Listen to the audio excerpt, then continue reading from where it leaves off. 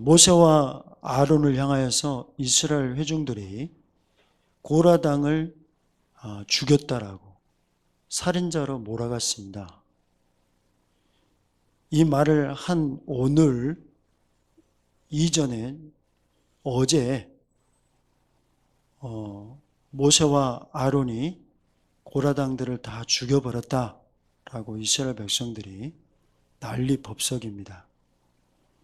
그리고 모세와 아론을 칠 듯이 대항하기 시작했습니다. 그렇다면 과연 그들의 말대로 모세와 아론이 고라당을 다 죽였습니까? 그렇지 않습니다. 하나님께서 제사장 직분과 지도자의 직분을 가려내기 위해 모세를 통해 성막으로 고라와 250명을 불렀습니다. 그때 하나님께서는 성막에서 나온 그 불을 통하여 250명을 불에 타 죽이셨습니다. 따라서 모세와 아론이 그들을 죽인 것이 아니라 하나님께서 심판하신 겁니다. 고라의 일당이었던 다단과 아비람은 왜 땅에 매장되어 죽었습니까? 모세와 아론이 죽였을까요? 그게 아닙니다. 하나님께서는 모세를 통하여 다단과 아비람 그 리더들을 성막으로 불렀습니다. 근데 그들은 일거에 거절하면서 우리는 올라가지 않겠다고 선포했습니다. 그러자 모세가 그들의 진영에 왔습니다. 그리고 그들과 함께 모여있는 모든 이스라엘 회중들을 향하여서 하나님이 곧 심판하니 빨리 이 당들로부터 멀리 떠나라라고 요구했습니다. 그렇다면 다단과 아비람이 하나님의 재앙이 임하는구나, 하나님의 심판 때문에 우리는 견딜 수 없겠구나, 그런 마음으로 그 사람들과 함께 전부 그 자리를 떠나서 모세의 말에 순종해야 되는데 그들은 모세에게 불복종하면서 그들의 장막을 떠나지 않고 그 땅에 꿋꿋이 서 있었습니다. 그때 갑자기 하나님께서 그들이 서 있는 땅을 갈라버리시고 그들을 산채로 수월로 끌어당겨 버렸어요. 그래서 다단과 아비람과 그 모든 일당과 재물과 집들이 그 지진이 난 그 땅 속으로 다 들어가 버렸습니다. 그리고 지진이 난 그 땅은 언제 그랬냐는 듯이 다시 완전히 정상 회복이 되어버렸어요. 순간 사람들은 놀랐습니다. 비명을 지르면서 그 땅 속으로 들어가는 다단과 아비람 일당들을 보면서 얼마나 두려웠는지, 야, 하나님이 세운 그 지도자들을 함부로 하거나 대항하게 되면 이런 꼴을 당한다는 것을 몸소 체험했습니다. 모세와 아론이 그들을 죽인 것이 아니라 하나님이 죽인 것을 그들은 확실하게 느꼈습니다. 봤습니다. 그리고 인간인 모세와 아론이 어떻게 하나님의 말씀에 정하고 있는 그 수많은 사람들이 있는 곳 그 땅만 갈라서 지진이 나게 할 수 있어요? 그럴 수 없습니다. 그 수많은 사람들을 다 죽이려면 땅을 파는데도 오랜 시간이 걸려요. 근데 순식간에 땅이 갈라졌고 사람들이 죽었습니다. 그리고 어떻게 지진이 난 그곳을 원상복귀를 바로 시킬 수 있습니까? 인간의 힘으로는 도저히 할 수 없습니다. 오직 전능하신 하나님만 하실 수 있습니다. 따라서 그들도 이미 알고 있고 그들의 눈으로도 보았듯이 모세와 아론이 고라당을 죽인 것이 아니라 하나님께서 심판하셨습니다. 그런데 그들은 하나님을 대하고 반란을 일으켰던 그 고라당을 향하여서 여호와의 백성이라고 치켜 세우면서까지 모세와 아론을 살인자 취급했던 겁니다. 그렇다면 이들은 왜 더욱더 가격해지면서 악랄해졌던 것일까요? 그것은 하나님의 말씀, 주의 권능, 그 말씀을 따라서 진정한 회개가 없었던 것이고요. 회개가 있었다 하더라도 회개에 합당한 열매를 맺지 못했기 때문입니다. 어제 다단과 아비람에게 붙어있는 모든 이스라엘 회중들은 다 떠나라라고 했을 때 그들은 떠났어요. 죄인들과 함께 섞여 있지 않았어요. 그 모습을 봤을 때는 분명히 그들은 회개한 것처럼 보입니다. 죄인들과 선을 그었기 때문에 회개에 합당한 열매를 맺은 것 같습니다. 그러나 성경을 보면 그들은 죽을까 봐 신변의 위협을 느껴서 구별된 삶을 살았던 것이지, 진정한 회개와 합당한 열매를 맺어서 그 죄인들과 선을 그은 것이 아니었습니다. 따라서 회개에 합당한 열매를 맺지 않는 교만한 사람들은 자신의 죄를 돌아보지 않습니다.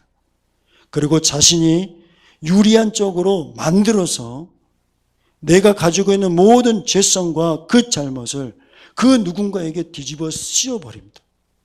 그것을 남 탓이라고 하죠. 책임 전가라고 합니다. 이렇게 함으로써 그들은 모세와 아론이 잘못됐다라고 이야기하면서 나쁜 지도자로 폄하시켜 버렸습니다. 여러분, 하나님의 말씀대로 살지 않는 이런 사람들은 언제든지 이런 행동을 하게 되어 있습니다. 어제 땅이 갈라져서 죽었던 다단과 아비람도 똑같은 말을 했습니다. 모세가 그 성막으로 올라오라고 했을 때 거절을 하면서 그들은 뭐라고 이야기하냐면, 모세가 우리를 약속의 땅에서 억지로 끌어내어서 우리를 다 이 광야에서 죽게 만들고 있다라고 이야기했습니다. 과연 그렇습니까? 그렇지 않습니다. 그들은 악평을 한 그 정탐꾼들의 말을 듣고 원망불평하면서 하나님 앞에 죄를 지어서 하나님께서 보다 못해 그들을 약속의 땅에서 끌어내어 이 광야로 오게 만든 겁니다. 모세 아론이 아니라 누구죠? 하나님이 그들의 죄로 인해서 들어온 거예요. 그리고 다단과 아비람은 이렇게 말합니다. 모세가 의도성을 가지고 우리를 약속의 땅으로 인도하여 드리지 않고 있다. 그 땅에 있는 밭과 포도원을 우리에게 기업으로 주지 않고 있다. 저자는 의도성이 있다, 고의적으로 저러고 있다 라고 하면서 진리를 왜곡시켜버렸어요. 사실을 바꿔버렸어요. 모세가 주기 싫어서 안 줬던 걸까요? 그게 아닙니다. 모세는 그 땅에 들어가고 싶지만 들어갈 수가 없습니다. 하나님의 절대적인 힘이 없이는 불가능합니다. 그런데 이 사람들은 모세가 의도적으로 안 들어가고 있다는 겁니다. 그 땅을 주는 것도 모세는 전혀 할 수 없습니다. 그에게는 힘이 없습니다. 그런데 그들은 모세가 주기 싫어서 그것을 주지 않는다라고 이야기하고 있습니다. 그러면서 모세를 아주 나쁜 지도자로 폄하시켜버린 거죠. 사랑하는 여러분, 이와 같은 남 탓은 인류 최초의 사람이었던 아담과 하와가 하나님께 불순종했던 나타났던 현상 중에 하나입니다. 하나님께서 아담과 하와에게 찾아가서 아담아, 너 왜 이 금지된 열매 따먹었니? 라고 이야기했을 때 아담이 뭐라고 그러죠? 하나님이 이 여자를 만들어가지고 이 여자 때문에 내가 먹었어요 라고 하면서 하나님과 여자 탓을 합니다. 그래서 이 여자한테 찾아가서 하와야 너는 왜 금지된 열매를 먹었니? 라고 물어보니까 뱀이 나를 유혹해서 먹었습니다 라고 뱀 탓을 합니다. 남을 탓한다는 것은 나에게 잘못이 있는데 이 잘못을 좀 더 잘못한 사람, 아니 잘못이 없는데도 잘못이라는 프레임을 씌워서 상대에게 전가시켜버리고, 그래서 나를 좀 더 상대적으로 좋게 만드는 방법인데, 이 모든 것이 죄를 지었을 때, 하나님의 말씀에 불순종했을 때 나타나는 나의 욕심이라는 것을 꼭 기억하길 축복합니다. 만약에 우리가 이것을 회개하지 않고 이 남 탓에 대한 것, 남에게 죄를 씌워버리는 그 죄의 프레임을 씌워버리는 그런 행위를 하게 된다면 우리는 그의 죄의 지배를 받게 되고 악한 감정의 지배를 받게 돼 있어요. 우리는 그렇다면 남 탓을 한 것뿐만 아니라 남을 비판하며 남의 티를 보려고 하고 계속하여서 싸움으로 번지는 역사가 일어나게 됩니다. 그래서 로마서 14장 10절에는 네가 어찌하여 네 형제를 비판하느냐? 어찌하여 네 형제를 없인 여기느냐? 우리가 다 심판대 앞에 서리라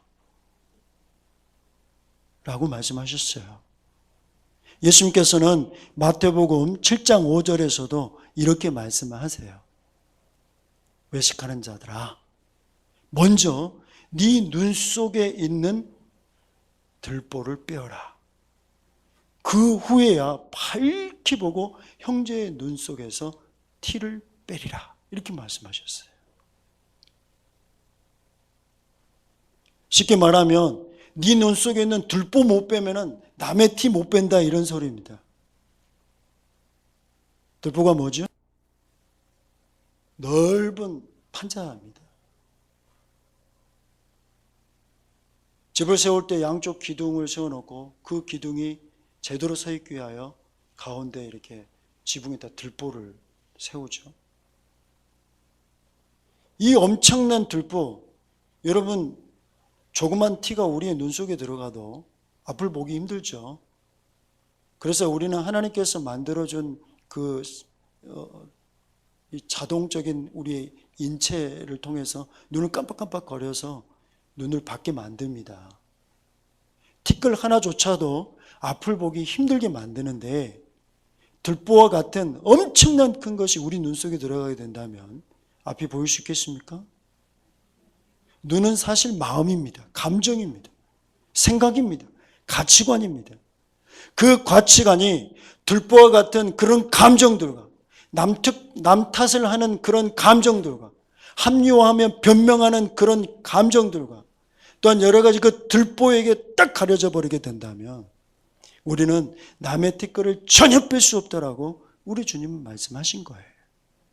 그래서 그 전에 들보와 같은 그런 남 탓, 들보와 같은 그런 왜곡시키는 것, 이 모든 비판, 이런 것들을 확실히 회개하여서 네 눈 속에서, 네 마음 속에서 들보를 빼어라. 완전히 빼낸 그 후에야 너는 남의 티끌 하나라도 볼 수 있고 뺄 수 있다는 겁니다. 다 똑같아요. 부모와 형제도 그렇고 부부 사이도 그렇고요. 회사의 상하관계도 그렇고 동료도 그렇고 이 모든 상황이 다 그렇습니다. 우리 주님은 남의 티끌을 빼고 싶으면 네 안에 있는 들보부터 확실히 회개해서 없애라 이거예요. 그런데 이스라엘 백성들은 그렇게 하지 않고 너희들 어제 고라 불 다 질러서 다 죽였지. 다단과 아비랑 그 가족들, 조그만 아이들조차 전부 다 죽인 이 살인마 같은 모세야, 이 살인마 같은 아로나 하면서 너희들 왜 죽였어? 여호와의 백성들 왜 죽였어? 라고 하면서 핏대를 세우면서 대항을 한 거죠. 그들이 원망불평하면서 하나님의 말씀에 대적했던, 직분을 찬탈하기 위하여서 교만했던 것에 대하여 회개하지 아니하고 도리어 더 강력하게 자신들의 죄를 모세 아론에게 뒤집어 씌워가면서 탓하면서 현실을 왜곡해가면서 하나님 앞에 대항했던 삶을 살았던 겁니다. 사랑하는 여러분, 이런 프레임을 가지고 있다면 당장 회개하길 축복합니다. 그런 악한 것들이 여러분의 마음속에서 완벽하게 지워질 때까지 예수의 이름으로 그 피로 계속하여 회개하는 저와 여러분 되시길 축복해요. 모세는, 아론은 아무 잘못도 없는데 지금 나쁜 놈이 되어버렸어요. 그들은 아무것도 할 수가 없었습니다. 그 수많은 이스라엘 백성들에게 둘러싸여서 그들은 아무것도 할 수 없었어요. 그 두 명이 무엇을 할 수 있습니까? 지도자들이지만 아무런 능력이 없어요. 여론을 등에 업고 그 고라당의 힘에 의해서, 강력한 그 힘의 논리에 의해서 눌려 있습니다. 어떻게 해볼 수가 없어요. 너무 치욕스러워요. 너무 고통스러워요. 너무 원통해요. 너무 원망스러워요. 근데 아무것도 해볼 수가 없어요. 이대로 시간이 지나게 되면 이제 이스라엘의 공동체는 무너질 것 같아요. 화가 나서 모세와 아론은 견딜 수가 없어요. 근데 뭘 해볼 수가 없어요. 이때 어떻게 해야 됩니까? 근데 하나님께서는 하나님의 뜻대로 살아가는 그 모세와 아론을 그냥 내버려 두지 않으셨습니다. 구름이 성막을 덮었어요. 오늘 찬송처럼 이곳을 덮으소서 한 것처럼 하나님께서 그 성막 위에 구름으로 내려오셔서 덮으셨어요. 그리고 여호와의 영광이 강력하게 나타났어요. 오늘 성경에 보면 그들은 칠 듯이 대항했다고 합니다. 돌은 들고 있지 않지만 곧 죽일 듯이 달려들었다는 소리예요. 그렇게 매우 격해져 있는 그 이스라엘의 감정들을 하나님이 나타나자마자 모두 샥 아무르들었어요. 그들이 대항하여 모세를 죽이려고 하는데 죽여지지가 않아요. 하나님의 힘에 완전히 압도가 되어버렸습니다. 사랑하는 여러분, 하나님의 뜻대로 살아가는 자들에게는 이와 같은 하나님의 은혜와 능력이 있다는 것을 꼭 기억하기 축복합니다. 이런 일이 한두 번이 아니에요. 이제 정탐꾼 10명의 소식을 듣고 이스라엘은 패망론을 운운하고 있을 때 여호수아와 갈렙이 옷을 찢어가면서 이렇게 말합니다. 하나님을 대적하지 마라. 하나님을 거역하지 마라. 하나님이 기뻐하시면 저 약속의 땅으로 우리를 인도해 들으시고 우리를 저 땅을 주실 거다. 선물로 주실 것이다. 과연 젖과 꿀이 흐르는 땅이다. 하나님을 우리가 두려워해야 된다. 저들은 보호자가 없다. 그러나 우리의 보호자는 하나님이시다. 이렇게 말했을 때 그래 우리가 믿음이 없었구나. 미안해 이래야 되는데 땅에 있는 돌들을 집어서 갈렙과 여호수아를 찍어버리려고 했어요. 그 수만 명이 몰려와서 그 2명을 죽이는 것은 아무 문제가 되지 않습니다. 그 둘이 죽는 것은 시간 문제예요. 엄청나게 위기 속에 닫혀 있을 때 이때도 하나님께서 그 가운데 영광으로 나타나셔서 빛을 비추셨어요. 격해서 돌로 쳐 죽이려고 하는 그 반란자들과 여호수아와 갈렙 사이를 그 영광으로 갈라버렸습니다. 그래서 보호해 주셨어요. 고라 일당들이 반란을 일으켰죠. 어제 일으킨 그 반란을 수습하기 위해서 성막으로 불러들였을 때에도 그 고라는 겸손하게 오지 않고 수많은 군중들을 끌고 와서요. 그 회중들 앞에서 공개적으로 참 리더인 모세와 아론에게 대항했어요. 언론을 등에 업고 아주 죽일 듯이 치욕스럽게 했습니다. 고라를 중심으로 하여서 이 회중들이 뭉쳐버리니까요. 모세 아론은 아무것도 할 수 없어요. 피라미에 불과해요. 그때도 어떻게 하죠? 하나님께서는 성막 가운데 강력한 영광으로 나타나셨어요. 그래서 횡포를 부리고는 고라로부터 격리시켜주고 구체를 주셨어요. 할렐루야. 우리도 인생을 살다 보면 힘의 논리에 의하여서 우리가 잘못한 게 없는데 억울할 때가 있습니다. 우리가 잘못한 게 전혀 없는데 내가 잘못한 게 없는데 잘못한 사람으로 탈바꿈 되어버릴 때가 있어요. 그때 너무 억울해요. 분이 풀리지 않아서 미쳐버리겠어요. 너무 힘들어요. 어떻게 해보려고 그러는데 힘의 논리에 의해서 해볼 수가 없어요. 저 사람이 너무 똑똑해서 그 지식의 논리에 의해서 해볼 수가 없어요. 저 사람이 재산이 너무 많아서 그 재물의 논리에 의해서 해볼 수가 없어요. 저 사람이 하도 얌체 같아서 나는 그냥 바보가 돼버려요. 어떻게 해볼 수가 없어요. 너무 치욕스럽고 치사하고. 근데 해볼 수가 없어요. 같이 돌을 들고 찍으려고 그러는데도 되지가 않습니다. 그래서 분을 견디다 못해서 막 한숨 지어지고 한숨 짓다가 병을 얻고 스트레스 시달릴 때가 있어요, 우리가. 그때 여러분은 어떻게 하시죠? 여러분 같이 돌로 찍어야 될까요? 같이 비방해야 될까요? 여러분 아니라고 말씀하시는데 그게 쉽나요? 어렵는데 왜 아니라고 그래요? 우리 쉬운 거 선택했지 않습니까? 근데 우리 주님 뭘 원할까? 진짜 찍어보길 원할까요? 대항하기 원할까요? 아니죠. 그럼 어떻게 하길 원하실까요? 우리 하나님은. 너무 힘들고 고통스러워도 그 원통함을, 분통함을 다 주께 맡기고 엎드려 기도해야 됩니다. 여러분 믿음이 좋으셔서 아멘 하시지만 엎드려 있다 보면 현타가 와요. 내가 지금 뭐하고 있지? 나 바보 아니야? 나 미친 거 아니야? 왜 나는 이렇게 맨날 지고 살아야 돼? 왜 나는 이렇게 고통스럽게 살아야 돼? 왜 내가 하나님 믿는데 교회 열심히 다니는데 왜 이렇게만 나는 해야 돼? 현타가 와버립니다.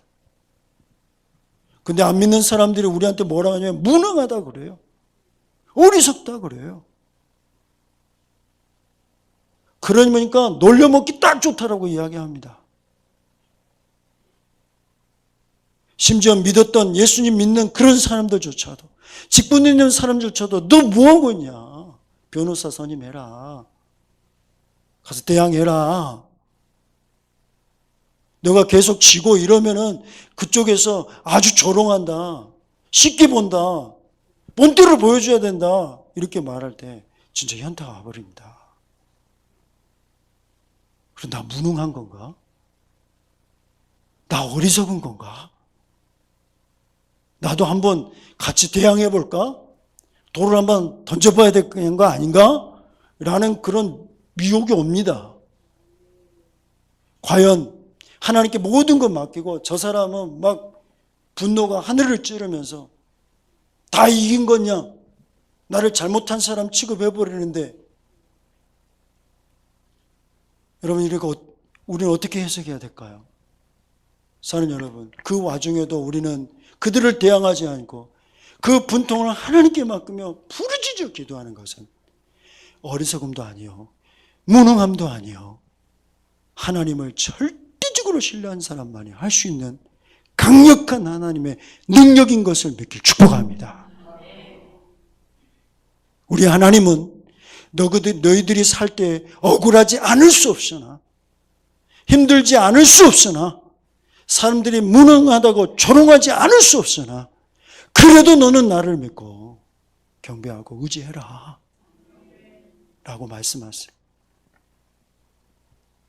우리 하나님은 모세와 아론을, 여호수아와 갈렙을 그 영광의 빛을 통하여 보호하시고 아껴주셨던 것처럼 우리도 하나님의 뜻대로 견디면서 그 억울함을 기도로 풀어갈 때 하나님께서 반드시 도우신다는 것을 믿길 축복합니다. 그래서 시편 31편 23, 24절에는 뭐라고 하냐? 너희 사랑하는 성도들아, 너희 모든 성도들아 하나님을 사랑하라. 여호와께서 진실한 자에게, 진실한 자를 보호하시고 교만하게 행하는 자에게 엄중히 갚으시느니라. 이렇게 말씀하셨어요. 그리고 계속 말씀하시기를 시편 145편 20절에는 여호와께서 자기를 사랑하는 자들은 다 보호하시지만 악을 행하는 자는, 악인들은 다 멸하시느니라. 이렇게 말씀하셨습니다. 우리가 아무리 예수님을 잘 믿어도 시험을 피할 수 없어요. 억울함을 피할 수 없어요. 그러나 우리 하나님은 시험을 당하여서 시험으로 끝내버리지 않습니다. 그 고통 중에도 반드시 살 길을 열어주세요. 그래서 고린도전서 10장 13절에 우리 주님은 사도 바울을 통해서 어떤 말씀을 해주셨냐면 사람이 감당하지 못할 시험 밖에는 너희가 당한 것이 없나니 오직 하나님은 미쁘사, 다시 말하면 오직 하나님은 성실하셔서 이런 말이에요. 감당하지 못할 시험 당함을 너에게 허락하지 아니하고 시험 당할 쯤에 또한 피할 길을 내사 너희로 능히 감당하게 하시느니라. 분명한 말씀, 우린 경험했고 앞으로도 경험하길 축복합니다. 사랑하는 여러분, 우리는 이때에 모세와 아론처럼 성막에 계신 하나님을 바라보고 그분을 의지하여 그분의 보호가 임할 때까지 그분을 절대적으로 의지해야 될 줄 믿습니다. 그래서 성경 에베소서 6장 12절 13절은 뭐라고 이야기하냐면 너 우리의 씨름은 혈과 육을 상대함이 아니요. 혈과 육이 뭐죠? 사람이에요. 사람. 우리 사람은 피와 육체로 되어 있잖아요. 사람을 상대하는 것이 아니다.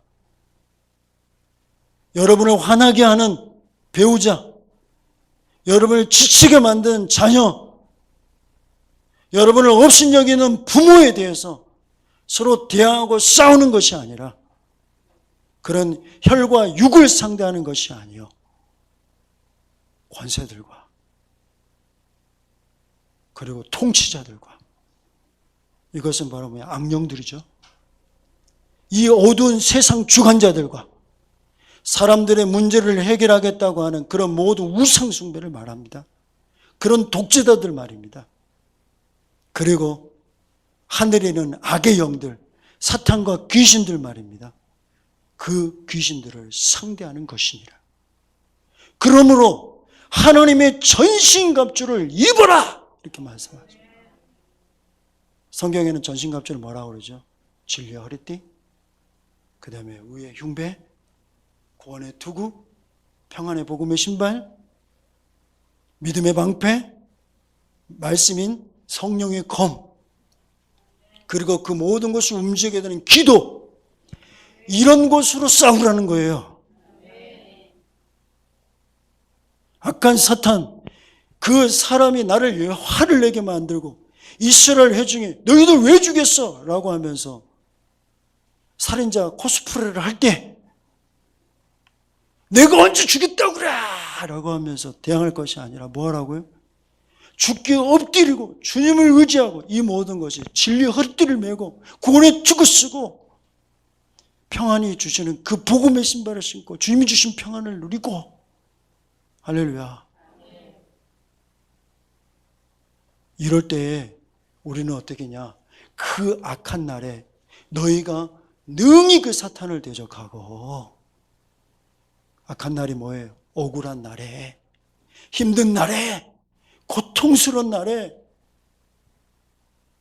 진짜 원수 갚아버리고 싶은 그 날에 능히 그 사람 이면에 있는 그 사탄, 감정 이면에 있는 그 사탄을 능히 대적하고 모든 일을 행한 후에 그 선한 싸움, 전신갑주를 입고 싸운 그 싸움, 모든 일을 행한 후에 너희들을 서기 위함이라. 할렐루야. 어제 주례할 때 그 목사님이 그러시더군요. 예, 죽어야 된다. 결혼식은. 예, 대령이 보고 죽으라 그러더라고요. 예, 예, 그리고 또 주의 자매님은 흰 옷 입었으니까 항복해라. 그게 언제 가능할까요? 예. 우리도 저 커플처럼 기분 좋게 다들 즐겁게 결혼식 했죠? 여러분 중에 헤어지자고 결혼하신 분 있습니까? 난 너 미워 죽겠어 결혼할 거야. 그런 분 있습니까? 아무도 없죠. 근데 살다 보니까 원수가 따로 없네. 투스타, 쓰리스타, 포스타야. 견딜 수가 없어. 그런 날이 옵니다. 우리는 죄인이다 보니까요. 나한테 다 맞춰줄 수가 없어요. 예, 결혼한 첫날인데 이거는 진짜로 덕담입니다. 여러분, 언제 그게 죽어지고 항복할 수 있을까요? 우리가 의의 흉부를 붙이고 진리 혈대를 메고 말씀인 성령의 검을 휘두르고 그러면서 주께 절대적으로 엎드릴 때 분통과 원통이 변하여 평안으로 바뀌고 그 고통스러운 악한 그 감정의 날이 그 감정을 뒤흔드는 나의 가까운 가족들을 통해 뒤흔드는 것을 싹 바꿔버리시고 할렐루야. 그 사탄을 향하여 공격하며 능히 서게 한다는 걸 믿기 축복합니다. 디모데전서 1장 18, 19절이나 디모데전서 6장 12절은 뭐라고 그래요? 전에 너희가 너희에게 지도한 예언을 따라 그것으로 그 예언 말씀으로 싸움을 싸우며 믿음과 착한 양심을 가져라. 말씀으로 싸우라는 거예요. 그러면 말씀 외운 거 가지고 막 다투라는 소리? 아니야. 그 말씀 붙들고 부글부글 하는 여러분의 마음과 싸우라는 거예요. 말씀대로 하지 못함을 회개합니다. 이것이 죽는 것입니다. 그때 하나님께서 도와주세요. 진짜로. 그때 악한 날에 이기는 겁니다. 그리고 선한 싸움을 싸우라. 영생을 취하라. 이를 위하여 네가 부르심을 받았다 라고 말씀하셨는데 그 디모데전서 6장 12절 이하에 영생이 뭔가 나와 있는데요. 거룩함, 분리되는 거죠. 회개하는 거죠. 내 속에 있는 분노, 좌절, 짜증, 염려, 근심 이런 것들을 회개함으로 완전히 분리시키는 게 거룩입니다. 그리고 사랑, 기쁨, 평안 이런 것들을 취하라는 거예요. 할렐루야. 이럴 때 우리는 진짜 하나님의 보호를 받을 수 있습니다. 아니 이미 하나님의 보호에 들어가 버린 거예요. 그런 저와 여러분들에게 축복합니다. 그렇다면 모세와 아론에게 너희들 여호와의 백성들을 죽인 살인자들이다 라고 했을 때 언제 우리가 죽였다고 그래? 너희들 여호와 이름으로 다 쳐버릴 거야 이렇게 하지 않고 하나님의 보호와 도움을 받은 그 모세와 아론이지만 하나님께서 세운 그 지도자들에게 대항하며 원망불평하고 죄를 지었던 이스라엘 백성들은 어떻게 됐을까요? 오늘 본문에 보니 전염병으로 14,700명이 죽어버렸습니다.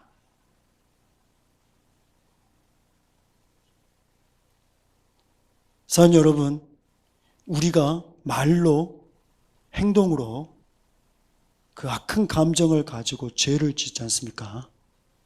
그러면 세월과 함께 그 시간이 지나가면 다 없어진 것 같지만 하나님은 그것을 철저히 계산하셔서 여러분의 삶의 전반에 뭔가 딱 성공할 그 상황에 실패를 허락하시고 뭔가 병이 안 걸려될 그 상황에 병이 걸려버릴 수도 있다는 것을 꼭 기억하길 축복합니다.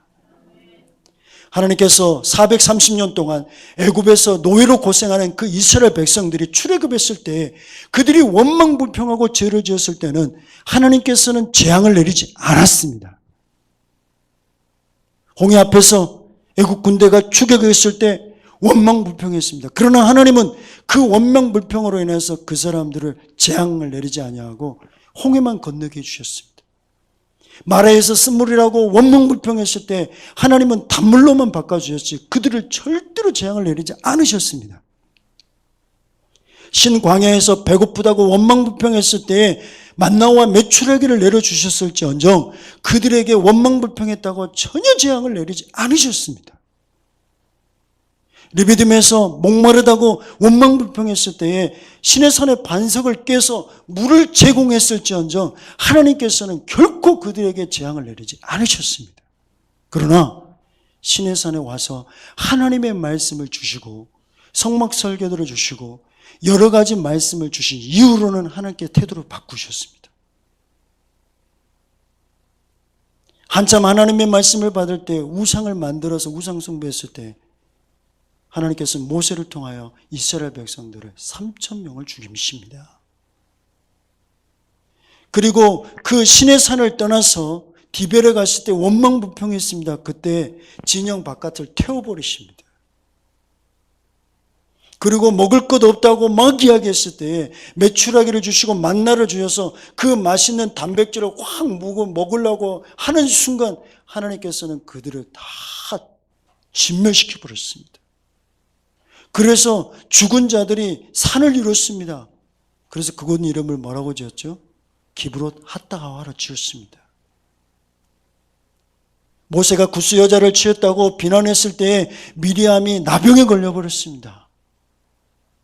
그리고 약속의 땅에 왔을 때 하나님께서 인도해 준 땅이라고 들어가는 것이 아니라 악평을 선택해서 운운했을 때 그들은 광야로 들어가야만 했고요.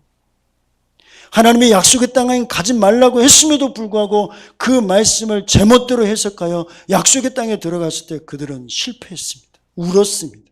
괴로워했습니다. 그리고 이 광야에 있을 때에 제사장 직분을 넘보고 지도자 직분을 넘봤을 때 고라당들은 그 불에 타 죽어야만 했고 그 당의 일원이었던 다단과 아비람 일가족들은 그 지진에 의해 하나님의 지진에 의해서 죽어야 했습니다. 그리고 여전히 회개 없이 하나님의 말씀에 번복하면서 살았던 그 이스라엘 민족들이 전염병에 걸려서 14,700명이 죽어버렸습니다. 사랑하는 여러분, 우리는 하나님의 말씀을 들은 자들입니다. 여러분이 이제 예수님을 믿고 하나님의 말씀을 모를 때는 하나님이 여러분이 원망불평할 때 바로 재앙 주지 않습니다. 그러나 이렇게 말씀을 들었음에도 불구하고 그 말씀을 알고 있음에도 불구하고 그 말씀을 인식함에도 불구하고 그 말씀을 거역하고 원망불평을 하면서 하나님의 뜻을 거부해버린다. 그때는 하나님께서 좌시하지 않으십니다. 꼭 귀하길 축복합니다. 그래서 잠언 11장 19절에서는 공의를 굳건하게 지키는 자에는 생명에 이르거니와 악을 따르는 자들은 사망에 이르느니라. 이렇게 말씀하셨어요. 로마서 6장 23절에는 죄의 싹은 뭐라? 사망이다. 하지만 하나님의 은사 선물은 그리스도 예수 우리 주 안에 있는 영생이니라. 하나님이 주신 생명은 뭐냐? 견딤, 인내, 사랑, 화평, 오래 참음, 양선, 온유, 절제. 할렐루야. 이런 거라는 거예요. 그러면 하나님께서 보호해 주시고 열어주겠다는 겁니다. 여러분 잘 아는 약속의 말씀 야고보서 1장 15절 뭡니까? 욕심이 잉태한 즉 죄를 낳고 죄가 장성한 즉 뭐 한다고요? 사망의 삶은 난다는 겁니다. 죄는 어떤 식으로든 우리에게 유익을 주지 못해요. 사는 여러분 한번 생각해 보십시오. 나는 왜 이렇게 안 풀릴까? 왜 내가 이런저런 시험을 보는데 잘 되지 않을까? 왜 내가 인간관계를 잘 만들려고 하는데 안 될까? 왜 내가 좀 더 많은 부유할 수 있음에도 불구하고 왜 부유가 안 일어날까? 왜 내는 이렇게 저주와 이 재앙의 바다 속에서 살고 있을까? 그러면 그 바다와 그 재앙의 호수를 점점 추적해서 올라가 보십시오. 그 호수에 물이 나오는 그 길을 따라 상류로 올라가 보십시오. 거기에 샘물에 죄가 흐르기 때문입니다. 여러분의 악한 감정들이 흘러나기 때문입니다. 여러분 그 출발이 하나님 아버지께서 구별해놓은 이 주의를 성수하지 않는 그 죄로부터 나온 재앙입니다. 우리가 주일을 성수하며 하나님의 말씀대로 살아야 되는데 하나님의 주일은 성수했으나 하나님의 말씀을 삶에서 순종하지 않고 삽니다.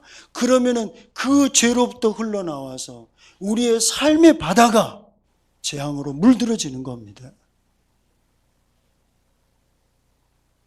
여러분이 사람과 살고 돈 문제로 살아가면서 생긴 그 모든 분노와 절망과 분통을 회개하지 아니하고 그대로 둠으로써 등 돌리고 살고 원수 맺고 살고 뒤에서 비난하고 비판함으로 삶으로 인하여서 그 물줄기들이 흘러서 여러분의 삶의 바다와 그 강가들이 전부 재앙의 피로 바뀌어 있는 거예요.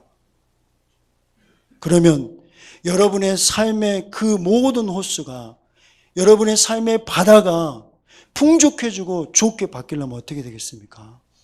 그 근원이 우리 마음속에 흘러나오는 그 감정의 젖줄기를 전부 예수의 이름으로 회개하고 하나님의 진리 안에 굳건하게 서야 될 줄 믿습니다.